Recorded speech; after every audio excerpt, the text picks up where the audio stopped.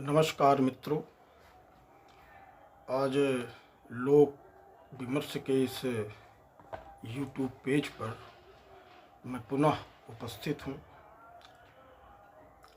और आज मैं युवा कवि विवेक चतुर्वेदी पर चर्चा करूँगा। विवेक जी जबलपुर के निवासी हैं और हम लोग जानते हैं जो हिंदी साहित्य और हिंदी कविता से, कहानी से अभिरुचि रखते हैं, जबलपुर उनके लिए कोई अनजाना सा शहर नहीं है। मलय जबलपुर में ही रहते हैं। ज्ञान रंजन जो वरिष्ठ कथाकार हैं जबलपुर के ही रहवासी हैं। और अगर देखा जाए तो जबलपुर की एक लंबी साहित्यिक परंपरा रही है जिसमें विविधताएं भी हैं और नए नए जो अस्मितावादी रूप आए हैं उनके भी प्रतिनिधि कवि मसलन असंग घोष भी जबलपुर में रहते हैं। हर तरह के कवि वहाँ पाए जाते हैं। विवेक जी का एक कविता संग्रह स्त्रियां घर लौटती हैं मेरे पास 2020 से रखा हुआ है। बीच में कोरोना काल रहा और लगभग अध्ययन से व्यस्तताओं के कारण, घरेलू व्यस्तताओं के कारण, कुछ अन्य व्यस्तताओं के कारण अध्ययन और अध्यापन से थोड़ा मैं दूर रहा, जिसके कारण इस कविता संग्रह पर मैंने अध्ययन तो किया लेकिन इसकी परिचर्चा नहीं कर सका। आज मेरा ये विचार हुआ कि इस कविता संग्रह पर मैं अपने विचार रखूं। मित्रों, विवेक चतुर्वेदी जिसे मेरी मुलाकात भी है और अमूमन मैं उनकी पत्रिकाओं को, ये उनकी कविताओं को पाठक रहा हूँ। फेसबुक से लेकर के जो ब्लॉग्स में, और कई बार तो स्वयं उनसे रूबरू होकर के उनकी कविताओं को सुना हूँ। जबलपुर भी आना जाना होता रहा है, अब भी होता है, तो विवेक भाई से अवश्य मुलाकात होती है। कविता संग्रह बहुत आते हैं। अब चूँकि बहुत से प्रकाशक भी हो गए हैं, बहुत से कवि भी हो गए हैं और काफ़ी लोग लिख भी रहे हैं, इस समय सबसे आसान काम रह गया है कविता लिखना। जिसे देखिए सोशल मीडिया में जो भी हिंदी टाइपिंग जानता है वो लगभग कविता लिखता है। बड़ा भ्रम होता है कि कौन कवि है कौन कवि नहीं है। और संग्रह भी खूब आ रहे हैं, हजारों लाखों की संख्या में आ रहे हैं, लोग उसका प्रचार भी कर रहे हैं।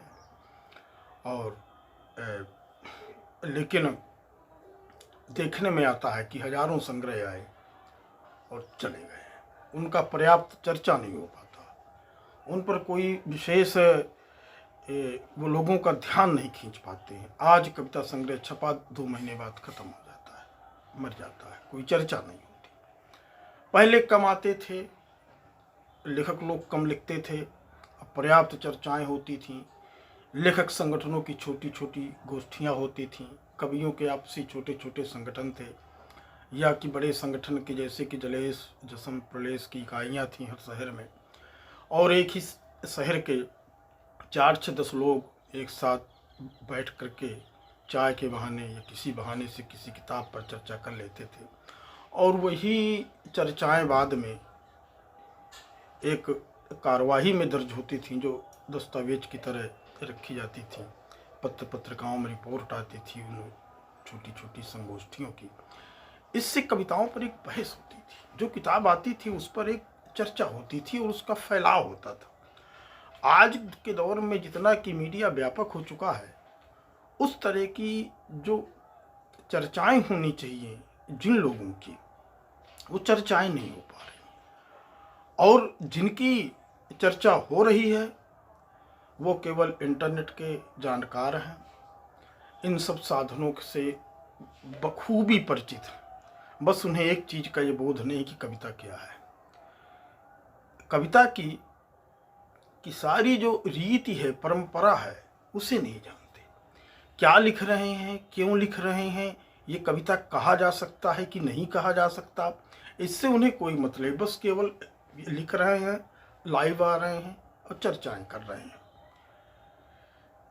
लेकिन इस भीषण दौर में भी, जबकि जो भी एक खाली टाइप के लोग हैं, जो लोग साहित्य से इतर क्षेत्र के हैं, कोई बड़ा अधिकारी है, कोई बड़ा व्यापारी है, कोई बहुत बड़ा पूंजीपति है, कारपोरेट है, और वो साहित्य के लिए कुछ करना चाहता है, तो वो अपनी कुछ भी अभिव्यक्ति को जो छपा करके, पैसा खर्च करके और खूब पैसे के द्वारा प्रचारित करके जो आज साहित्य के लिए आ रहा है, ऐसी भीषण दौर में ये साहित्य के लिए एक संकट ही है। तो कुछ लेखकों की जो पुस्तकें हैं, इस पूरी भीड़ भरकम में दब जाती हैं, उन पर चर्चा नहीं हो पाती, जबकि उन पर चर्चा होना चाहिए था। ये दायित्व है जो साहित्य के प्रति समर्पित हैं, विचारधारा के प्रति समर्पित हैं और विचारधारा को लेकर के साहित्य में परिवर्तनकामी चेतना के लिए समर्पित हैं, उनका ये उत्तरदायित्व है कि ऐसी रचनाओं की चर्चा बार बार करनी चाहिए और उसको उन लोगों तक रचनाओं को प्रेषित करना चाहिए, उनका संदेशा, और उनको भी प्रेरित करना चाहिए जो ऐसी पुस्तकों को पढ़ करके अपना एक अलग धारणा तय कर सकते हैं। विवेक जी की जो कविता संग्रह है, स्त्रियां घर लौटती हैं, ये कई मायनों में महत्वपूर्ण है। सबसे महत्वपूर्ण है कि जैसा कि इसका जो शीर्षक ही है, स्त्रियां घर लौटती हैं, यह शीर्षक ही इस कविता संग्रह का प्रकट कर देता है कि कविता संग्रह स्त्री के विषय में, विशेष करके वह स्त्री जो घरेलू है, पारिवारिक है, कामकाजी है, श्रमशील है, उस स्त्री के बारे में। अपने इस कविता संग्रह की जो स्त्रियां घर लौटती हैं की भूमिका में उन्होंने एक बहुत अच्छी बात विवेक जी ने कही है, जिसको मैं उद्धृत करना चाहूँगा, जो इस कविता संग्रह को समझने में पाठक की सहायता कर सकती है। उन्होंने कहा है, इस संग्रह की कुछ कविताओं में कामकाजी स्त्री के घर लौटने की कथा है, घर से यदाकदा बाहर जाने वाली स्त्री की कथा है, खो रही स्त्री की कथा है, अपनी उपस्थिति से ही एक मृदुल संसार रचती हुई या संघर्ष करती हुई स्त्री की कथा है, वंचित व्यथित पुरुष द्वारा नितांत देह की तरह बरती गई और पीड़ित स्त्री की व्यथा है। इसके साथ ही साथ उस स्त्री के प्रेम से ही उद्दात हुए पुरुष की भी कथा है। केवल स्त्री, लेकिन कविता संग्रह में केवल स्त्री ही है ऐसा नहीं है, अन्य कई विषयों पर भी विवेक जी ने शानदार कविताएं लिखी हैं। सबसे पहली बात मैं कहूँगा कि इस कविता संग्रह में कुछ सबसे पहले हमें विवेक की विचारधारा के लिए जान लेना चाहिए कि विवेक अगर स्त्री के बारे में लिख रहे हैं तो क्या लिखेंगे।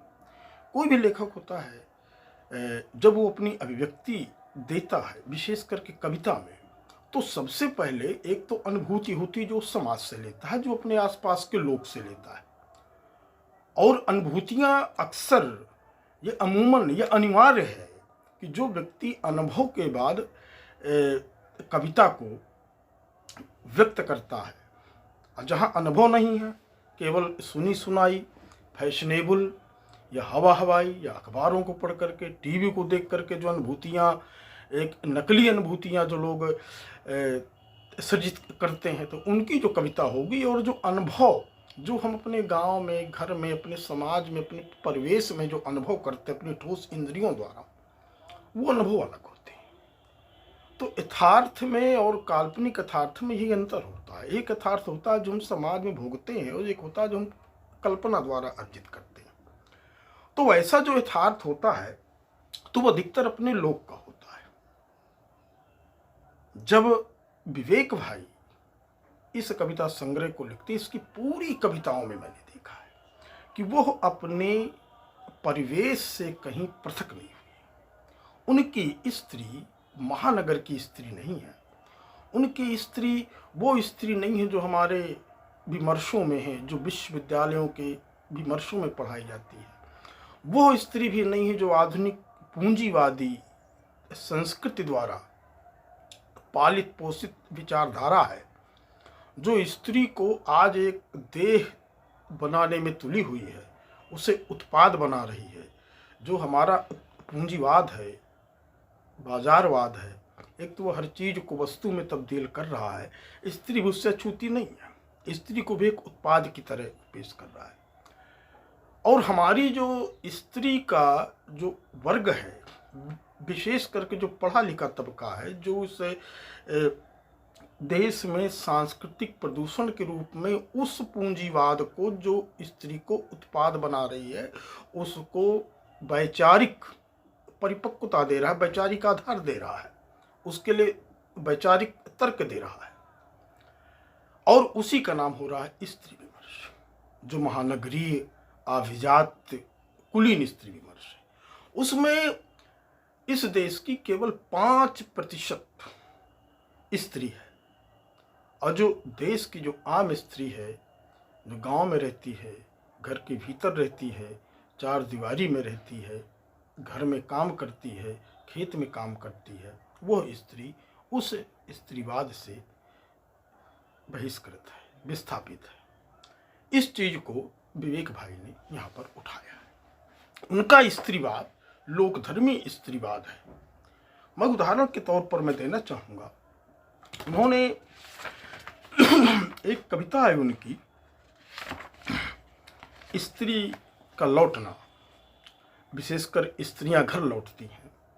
इस कविता को पहले मैं इसकी कुछ पंक्तियां आपको मैं सुनाऊंगा कि देखिए कि उनका स्त्री का लौटना और पुरुष, स्त्री और पुरुष में वो क्या अंतर करते हैं, और इसमें आप ये समझ जाएंगे कि स्त्री क्या है और स्त्री के प्रति कवि की सोच क्या है। स्त्रियों का घर लौटना पुरुषों का घर लौटना नहीं है। स्त्रियों का घर लौटना पुरुषों का घर लौटना नहीं है। पुरुष लौटते हैं बैठक में, फिर गुसल खाने में, फिर नींद के कमरे में। स्त्री एक साथ पूरे घर में लौटती है।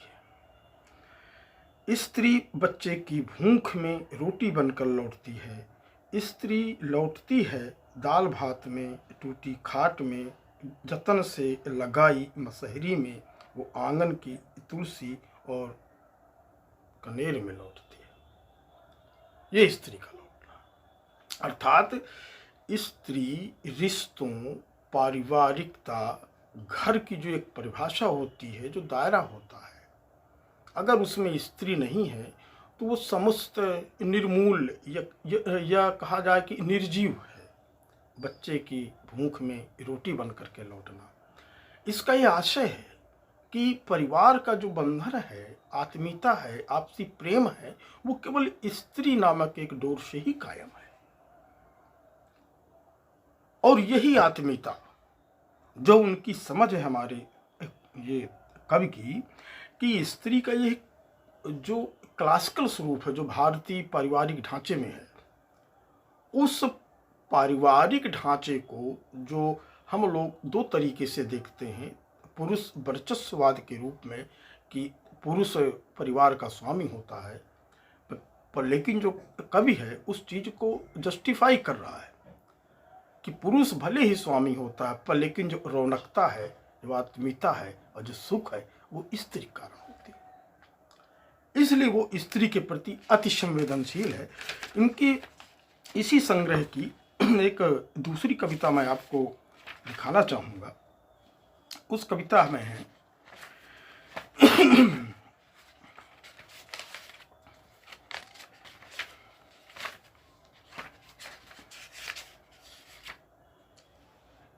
स्त्रियों के लिए जरूरी है, दुनिया के लिए जरूरी है, बहुत सी खूबसूरत बातें मिटती जा रही हैं दुनिया से, जैसे गौरैया, जैसे कुनकुनी धूप, जैसे बचपन, जैसे तारे, और आदमी जैसे एक आदमी जो केवल आदमियत की जायदाद के साथ जिंदा है।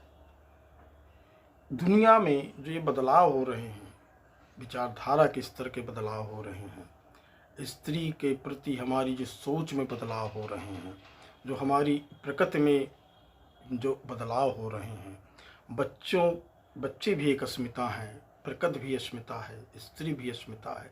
जो सारी जो चीज़ें आदमी की आत्मीयता से जुड़ी हुई हैं, आदमी के जीवन से जुड़ी हुई हैं, आदमी के इस परिवेश का अंग है, जहाँ व्यक्ति रह करके कोमल अनुभूतियाँ पाता है, अपने आप को एक मनुष्य होने की सार्थक अनुभूति पाता है, वो सारी चीज़ें आज बदलाव के दौर से गुजर रही हैं। तो वो कहता है कि दुनिया के लिए बहुत ज़रूरी है वही कुनकुनी धूप, वही गौरैया और वही आदमियत।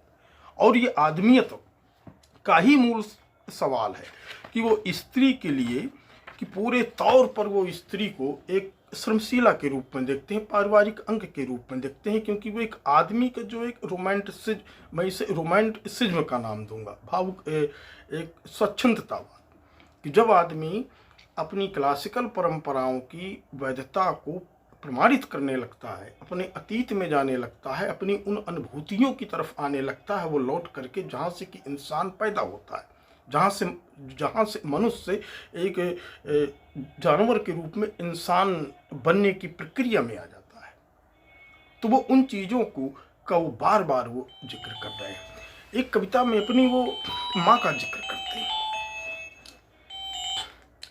बावजूद उसमें माँ का जिक्र करने के कभी उसमें एक बहुत विशेष बात वो कहता है, वो स्त्री को एक पारिवारिक ही बताता है, उसको ममतामयी बताता है। वही जो कामकाजी स्त्री के बारे में कहा कि स्त्रियां घर जो हो तो लौटती हैं, तो उसके परिवार में कैसे कैसे परिवर्तन होते हैं, उसी तरह अपनी वो ये माँ के बारे में कभी कहता है, बहुत बरस पहले हम बच्चे आंगन में माँ को घेर कर बैठ जाते, माँ सिंदूरी आम की फाँकें काटती, हम देखते रहते कोई फाँक छोटी तो नहीं, पर न जाने कैसे बिल्कुल बराबर काटती माँ हमें बांट देती। ये माँ की निष्पक्षता, उसका स्वामित्व, उसकी अस्मिता, ये स्त्री के प्रति एक प्रकार की जो न्याय, जो स्त्री का न्याय है कि स्त्री होगी तब वो सबको बराबर देती है।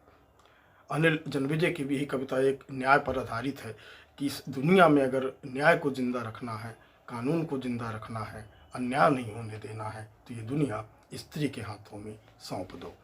तो कभी इतनी बड़ी इस कविता में है, इस कविता के लास्ट तक के बंद में है कि अगर इस दुनिया में अगर स्त्री है तो कोई आदमी भूखा नहीं रहेगा, कोई अन्याय का शिकार नहीं। ये इस कविता का उद्देश्य है। पर लेकिन वो स्त्री को एक ताकत देने की मांग करता है, सत्ता देने की मांग करता है, स्त्री को आर्थिक सत्ता भी, और स्त्री को अपने हक की देने की बात करता है। वो उस हक की बात नहीं करता जो आधुनिक स्त्री विमर्श वो देता है, वो उसके ठीक उलट जाता है।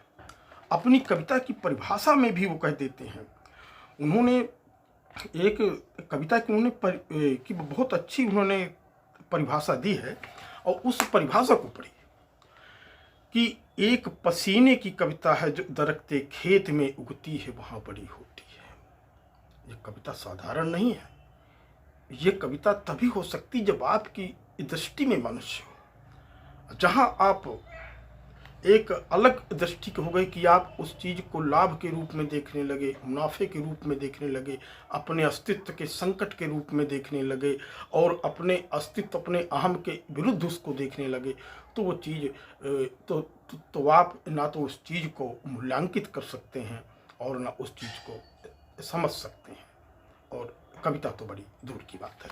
इसी जब मैं कहता हूँ कि लोक धर्मी कवि क्या होता है, तो लोक धर्मी कवि वही होता है, लोक अर्थात जो श्रमशील वर्ग हो, बहुत कुछ मेहनत करता हो, उस मेहनत कश वर्ग की पक्षधरता ही लोक धर्मिता है।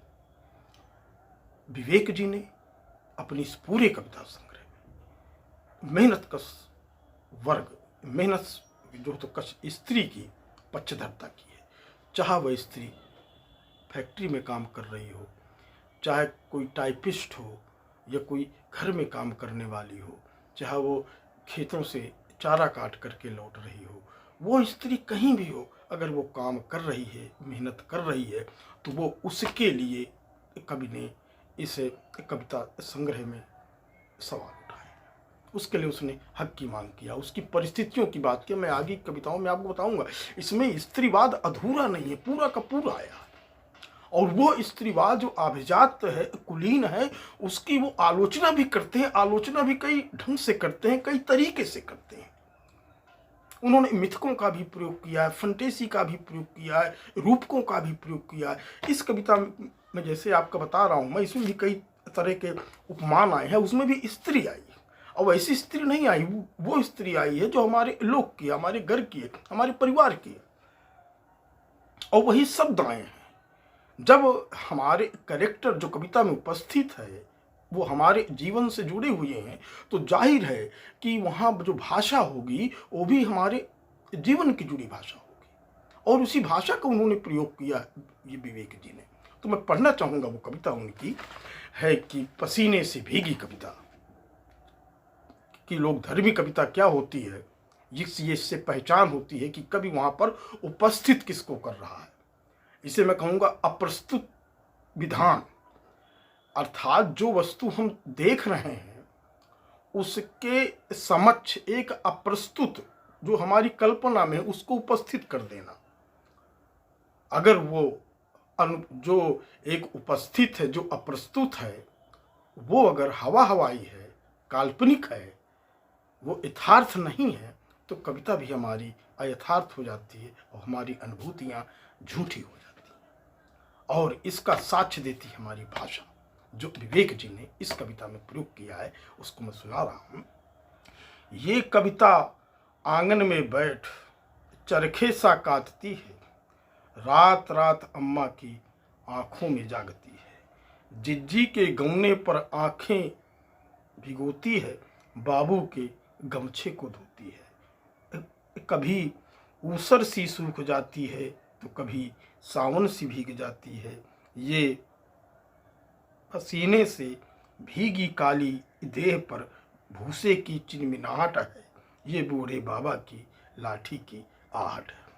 पसीने से भींगी हुई काली देह पर भूसे की चिनमिनाहट। यह चिनमिनाहट जो शब्द आया है ध्वन्यात्मक है, इसको समझना जरूरी है। इसकी अर्थवत्ता इसके शब्दों में नहीं, केवल अनुभूति पर है।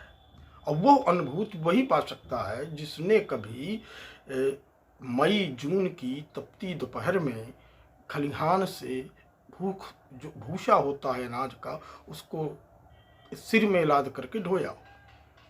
जब देह में पसीना निकलता है, भूसे की रुई, ये जो रूनी है, आकर के शरीर में बिखरती है, तो एक विशेष जो किनमिनाहट है, कल्लाहट है, चिलचिलाहट है, वो देह में पैदा होती है, जो बाद में नहाने से दूर होती है। ये एक अनुभूति, ये अनुभूतिक शब्द है। और ये शब्द अगर ये विवेक जी की कविता में आ रहा है तो ये कोई, आप तो कहेंगे कि नया शब्द है, ये वास्तव में नया नहीं है। ये उस लोक का व्यवहार है जिस लोक में वो रह रहे हैं, और वो उसी चीज को वहां पर ला रहे हैं। वो अपनी कविता के बारे में लिख रहे हैं। और पसीने से भीगी देह और भूसे की किनमिनाहट, इससे ये पता चल जाता है कि कवि की जमीन कहाँ है और वो किसकी बात कर रहा है और किस वर्ग से आता है। इसलिए मैं कहता हूँ कि विवेक चतुर्वेदी लोकधर्मी कवि हैं, और इस किताब में उनका जो प्रतिपादित स्त्रीवाद है वो लोकधर्मी ही है। उन्होंने श्रमशील स्त्री के बारे में बात की है, मजदूर स्त्री के बारे में बात की है, घरेलू स्त्री के बारे में बात की है, और सबसे बड़ा बाजार में जो स्त्री को एक उत्पाद बना दिया उसके विरुद्ध बात किया है। और जो स्त्री विमर्श इस समय चल रहा है उसमें बगैर प्रहार किए हुए अपने लोकधर्मी स्त्रीवाद की बात करना मुश्किल है। विवेक ने वो काम भी किया। उन्होंने लेनिन की तरह कि एक हाथ से रास्ता बनाते चलो और एक हाथ से झाड़ काटते चलो। उन्होंने जो अभिजात कुलीन भूमंडलीकृत लंपट नारीवाद है उसकी उन्होंने इस कविता संग्रह में बहुत आलोचना की है। मैं उससे भी संबंधित है, क्योंकि जब तक आप इन दोनों, आप उस स्त्रीवाद को, जो स्त्रीवाद आपको असहज करता है, आपको प्रतीत होता है कि ये तो पूंजीवाद का बनाया हुआ एक आवरण है, जो कि हमारी चिंतनशील भारतीय रीति, लोक परंपरा, हमारे ढांचे को और विकृत कर रहा है, और हमारी जो क्रांति धर्मिता है और हमारी जो संघर्षों की क्षमता है, जो आंदोलन धर्मिता है, और हमें अपने अंदर जो हमारी आंदोलन की क्षमता है उसको कुंठित कर रहा है, अथवा हमारे हक की मांग को दबा रहा है, अथवा अब तक जो स्त्री का शोषण होता आया था, जो कि पुरुष वर्चस्ववाद के द्वारा, एक पारिवारिक वर्चस्ववाद के द्वारा, उस ढांचे को ये और एक दूसरे ढंग से मजबूत कर रहा है और स्त्री को ला करके बाजार की और पूंजी की गिरफ्त में खड़ा कर रहा है।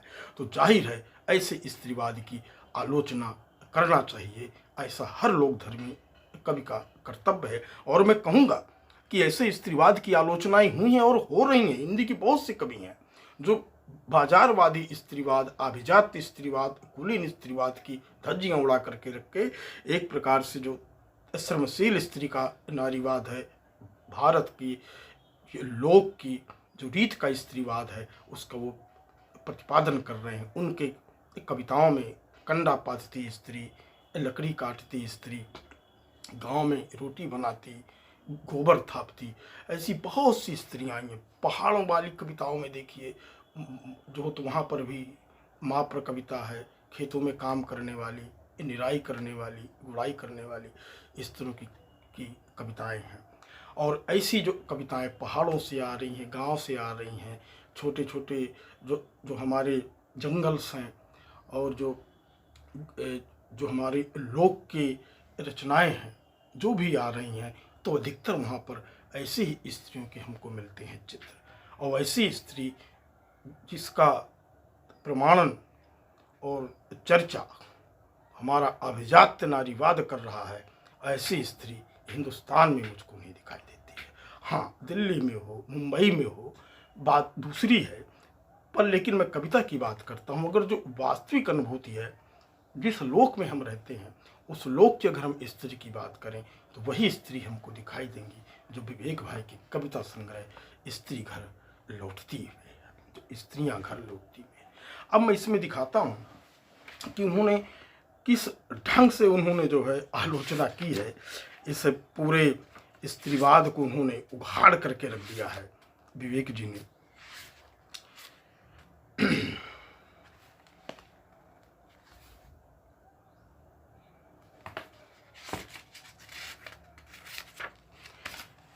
स्त्री विमर्श।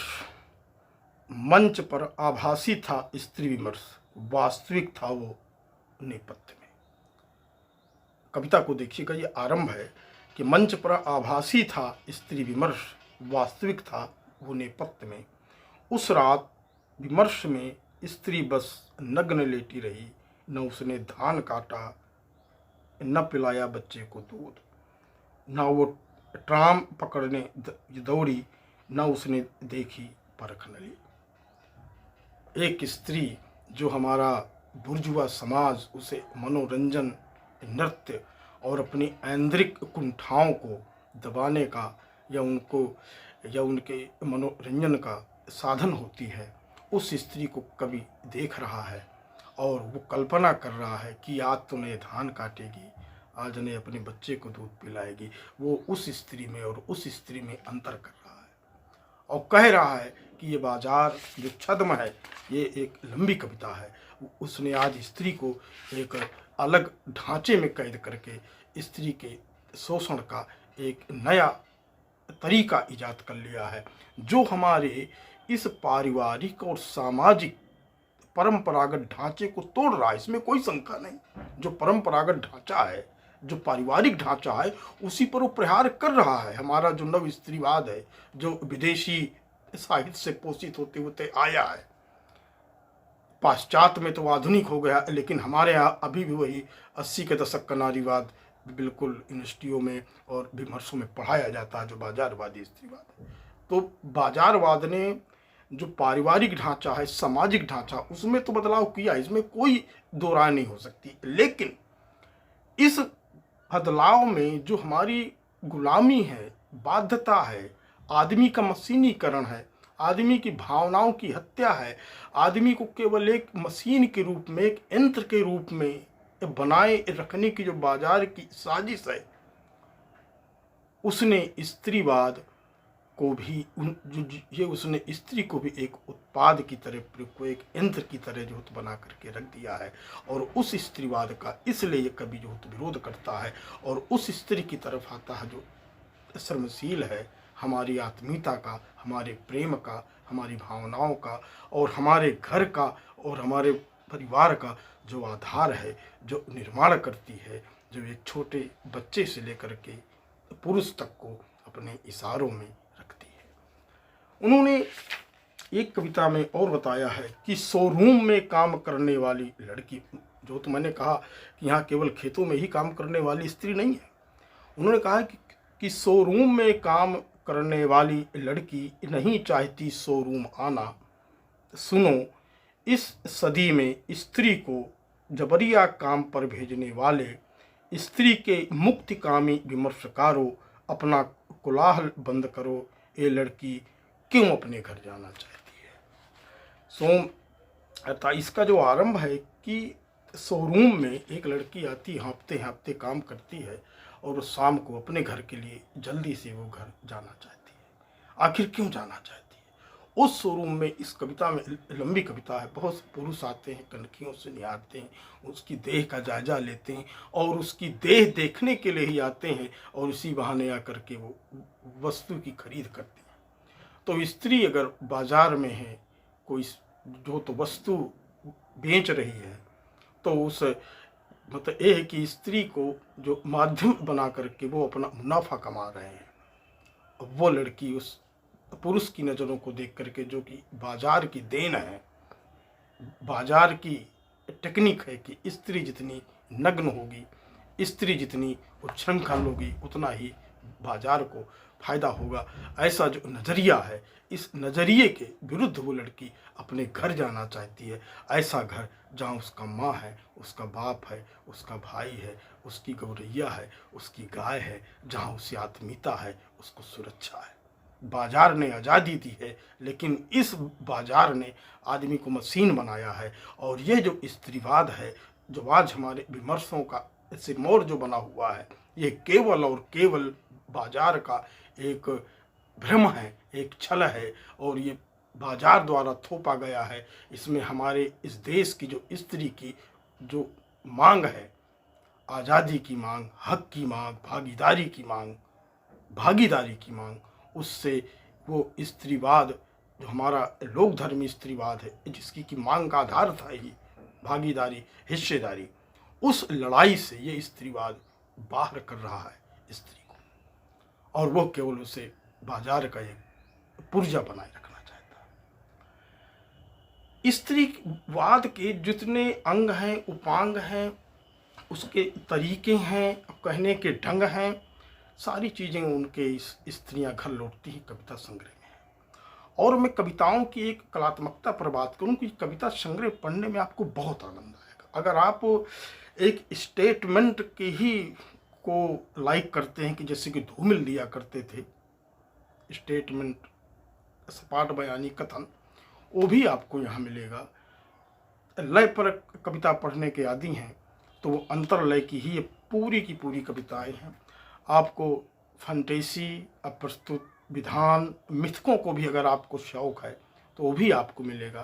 कोई भी माध्यम हो, चाहे फंटेसी हो, चाहे प्रस्तुत ये विधान हो या एक मिथकी रचना हो, कहीं ना कहीं से वो स्त्री को ही ला करके जस्टिफाई करते हैं। एक कविता में छोटी सी उनकी सुना करके अपनी बात को मैं ख़त्म करूँगा।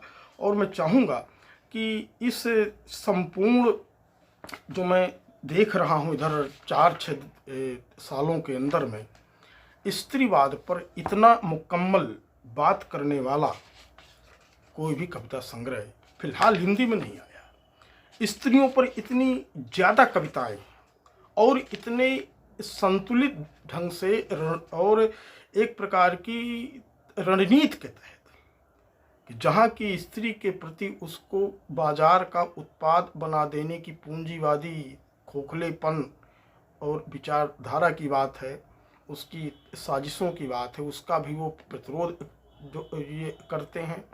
और स्त्री का असली घर क्या है, स्त्री की मांग क्या है, इसका भी वो इशारा करते हैं। स्त्रीवाद में और जो स्त्री विमर्श में और हमारा जो स्त्री विमर्श है, जो लोक धर्मिता का जो महानगरीय स्त्री विमर्श है और जो गांव की स्त्री का स्त्री विमर्श है, उनमें अंतर क्या है और कौन असली स्त्री विमर्श है, इसका भी इशारा है। और प्रकृति का और जो अन्य उपादान है जो हमारे ये लोक के हैं, उन सब का वो उन्मुक्त रूप से प्रयोग जो हो तो करते हैं। इस मायने में ये कविता संग्रह जो तो बड़ा अच्छा है।